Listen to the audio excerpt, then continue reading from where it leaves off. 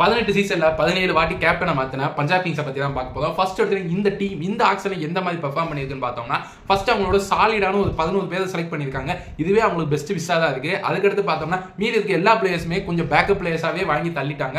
இப்போதைக்கு இந்த டீமோட ப்ராபபிள் பிளேயிங் 11 பார்த்தோம்னா, ஃபர்ஸ்ட் ஓப்பனிங்ல பார்த்தோம்னா இங்க வந்து ஜாஸ் இங்கிலீஷ், அடுத்து பிரப்சிமரன் சிங், அதுக்கடுத்து நம்பர் 3ல பார்த்தோம்னா நேகல் வதேரா, அடுத்து மேக்ஸ்வெல், அடுத்து பார்த்தோம்னா மார்க்கோ யான்சன், ஹர்ஷதீப் சிங், யுஸ்வேந்திர சகல், அவர் கூட பார்த்தோம்னா ஹர்தீப் சிங் பால், அதுக்கடுத்து இம்பாக்ட் பிளேயர்ல பார்த்தோம்னா வைசாக் விஜயகுமார் வரதுக்கு அதிக வாய்ப்பு இருக்குன்னு தான் எனக்கு தோணுது. அடுத்து இந்த டீமோட ஸ்ட்ரென்த் என்னன்னு பார்த்தோம்னா, ஃபர்ஸ்ட் ஸ்ட்ரென்த் என்னன்னு பார்த்தோம்னா ஒரு ஐபிஎல் வின்னிங் கேப்டன், அதுக்கடுத்து ஐபிஎல் வின்னிங் கோச்சா இருக்கிற ஸ்ரேயஸ் ஐயர், அடுத்து ரிக்கி பாண்டிங். ஸ்ரேயஸ் ஐயர் பத்தி நம்ம குறிப்பா சொல்லியே ஆகணும். அவர் இப்போ வந்து வெர்ஷன் 2.0 மாதிரி ஒரு அப்கிரேடட் வெர்ஷனா இப்போதைக்கு ஆடிட்டு இருக்காரு. அவர்கிட்ட இப்போதைக்கு டொமஸ்டிக்ல இல்லாத டிராஃபி இல்ல, அதுக்கடுத்து ஐபிஎல் டிராஃபி இப்போதைக்கு கிடைச்சிருக்கு.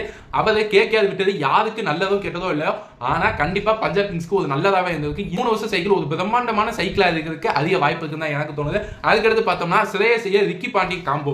இந்த காம்போ பத்தி சொன்னா ஒண்ணுமே இல்லாத டெல்லி கேபிட்டல்ஸ் டீமை ஒரு பில்ட் பண்ணி, அதாவது ஐபிஎல் 2020ல மும்பை இந்தியன்ஸ்க்கு அடுத்து பெஸ்ட் டீமா, ஒன் ஆஃப் த பெஸ்ட் டீமா பேப்பர்ல இருந்ததுன்னு பார்த்தோம்னா அது வந்து டெல்லி கேபிட்டல்ஸ் தான் இருந்துச்சு. அந்த மாதிரி ஒரு டீமை பில்ட் பண்ணியிருந்தாங்க. டீம் 2 பீட்டா இருந்துச்சு. ஃபைனல்ல போய் ஆனா மும்பை இந்தியன்ஸ் தோத்துனாங்க. அந்த மாதிரி ஒரு டீமை ஸ்ரேயஸ் ஐயர் லீட் பண்ண டீம்லாம் பார்த்தோம்னா ஒன்னு டெல்லி கேபிட்டல்ஸ், அதுக்கடுத்து 10 வருஷமா டிராஃபியே இல்லாத கேகேஆர். இந்த ரெண்டு டீமுமே ஒரு டீமை ஃபைனல் கூட்டிட்டு போயிருக்காது, ஒரு டீமை வந்து கப்பே அடிக்க வச்சிருக்காங்க சொல்ல தோணுது. இதுலயே அவரோட கேப்டன்சி, அதுக்கடுத்து ரிக்கி பாண்டிங்கோட காம்போ ரொம்ப அற்புதமா இருக்கு, எல்லாருக்குமே தெரிஞ்சிருக்கும். அதுக்கடுத்து நம்பர் 3ல என்ன இருக்குன்னு பார்த்தோம்னா ஆஸ்திரேலியன் பிளேயர்ஸ். என்னதான் இது ஆஸ்திரேலியன் கூடாரமா இருந்தாலுமே ஆனா பிக் மேட்ச் பிளேயர்ஸா இருக்கிற மார்க்கஸ் ஸ்டோனிஸ், அடுத்து மேக்ஸ்வெல் மாதிரி பிளேயர்ஸை உள்ள தூக்கி போட்டிருக்காங்க. அதுக்கடுத்து பார்த்தோம்னா நம்பர் 4ல இந்தியாவிலே one of the best leg ஸ்பின்னரா இருக்க யுஸ்வேந்திர சகலை டீமுக்குள்ள கூட்டிட்டு வந்திருக்காங்க.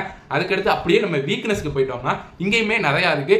ஒரே ஒரு லெஃப்ட் ஹேண்டர் பேட்டர் தான் இருக்காங்க, அதுவும் நேகல் வதேரா. அதுக்கடுத்து பார்த்தோம்னா மேக்ஸ்வெல் வேணா சுவிட்ச் ஹிட் மாத்தி ஆட வேண்டியதா இருக்கும். அடுத்து ரெண்டாவது வீக்னஸ் என்னன்னு பார்த்தோம்னா, இந்த டீம் என்னதான் பவுலிங் கொஞ்சம் சார்ட்டட் அவுட்டா இருக்கிற மாதிரி தெரிஞ்சாலுமே பவர் பிளே பவுலர்ஸாவே இருக்காங்க. ஃபர்ஸ்ட் எடுத்து ஹர்ஷதீப் சிங், அடுத்து Marco Jansen. Middle over bowling பார்த்தோம்னா அங்கே யுஸ்வேந்திர சகல் இருக்காது. அதுக்கடுத்து பார்த்தோம்னா யாருமே இல்லை, எல்லாருமே கை சுத்தி போடுற மேக்ஸ்வெல், அடுத்து மார்க்கஸ் ஸ்டோனிஸா தான் இருக்காங்க. இந்த டீமுக்கு கொஞ்சம் பவுலிங் கொஞ்சம் லேக்கிங்கா இருக்கு, அதிக வாய்ப்பு இருக்கு. இந்த டீம் கிட்ட சாலிடா 12 நல்ல ஓவர் போடுற பவுலர்ஸ் மட்டும் தான் இருக்காங்க. மீதி இருக்கிற 8 ஓவருக்கு என்ன பண்ண போறாங்கன்னு எனக்கு சத்தியமா தெரியல. இந்த டீம்ல ஒரு சாலிடான 11 பேர் மட்டும் தான் இருக்காங்க. அதுக்கடுத்து பார்த்தோம்னா ஒரு சர்ப்ரைஸ் எலிமெண்டா யார் இருக்கலாம் பார்த்தோம்னா ஜாஸ் இங்கிலீஷ். ஜாஸ் இங்கிலீஷை பத்தி எல்லாருமே அதிகபட்சமா இப்போதைக்கு தெரிஞ்சிருக்கும். ஜாஸ் இங்கிலீஷ்க்கு இது ஒரு பிரேக் அவுட் ஐபிஎல் சீசனா இருக்கு, அதிக வாய்ப்பு இருக்குன்னு தான் எனக்கு தோணுது. இப்போதைக்கு இந்த டீம் ஆன் பேப்பர் நல்லா இருக்கிற டீமா தெரிஞ்சாலுமே, டாப் 4க்கு குவாலிஃபை ஆகாம சின்ன கிளிம்ஸ் இருந்தாலுமே இந்த டீமோட லெகசி ரொம்ப அதிகமா அடிபட்டு இருக்கு.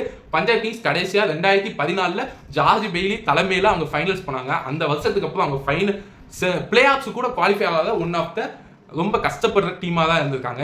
இப்போதைக்கு பார்த்தோம்னா ஸ்ரேயஸ் ஐயர் அவங்களோட ஃபார்ச்சூனை மாற்றுவாதான் தான் என்னோட முக்கியமான கோலா இருக்கு. ஸ்ரேயஸ் ஐயர் மட்டும் இந்த ஐபிஎல் டீமை, இந்த பஞ்சாப் கிங்ஸ் பிரான்ச்சைஸியை எப்படியாவது ஃபைனல் கூட்டிட்டு போயிட்டாங்கன்னா ஸ்ரேயஸ் ஐயருக்கு இந்தியன் டீம்ல கேப்டன்ஷிப் கிடைக்கிறது கூட அதிக வாய்ப்பு இருக்குன்னு தான் எனக்கு தோணுது. அது மட்டும் இல்லாமல் இந்த வாட்டி பஞ்சாப் கிங்ஸ் குவாலிஃபை ஆகுதுக்கு எனக்கு டவுட்டா இருக்கு.